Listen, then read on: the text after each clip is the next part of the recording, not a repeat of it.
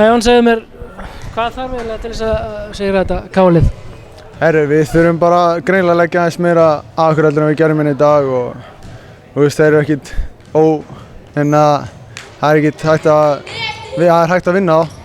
Þú veist, þeir eru ekkert taplausir sko, en þú veist, mér fannst Einar Skarphéðins tekur hérna fáránlegan dóm í lokin sem er bara leikurinn í kvöld sko. Við erum að ná þessi 5 stiga mun mómentið með okkur og á kemur Einar Skarphéðins að dæmi villu sem er bara pjúra rauningur. Það sjá allir í stúkunni og allir í KR-liðinu líka sko. Það er bara það sem fellir hérna með okkur í kvöld.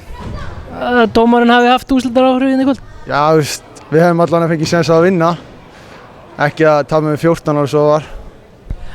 Nú þurfum að fara í DHL og þið þurfum að sigra þar. Hvernig farið það því? Já, við þurfum bara að koma meiri baráttu heldur en við gerum í dag. Það vantar eitthvað smá ekstra sem við erum ennþá að leita að og við komum með það í næstu 3 leiki sem við ætlum okkur. Takk fyrir það. Takk.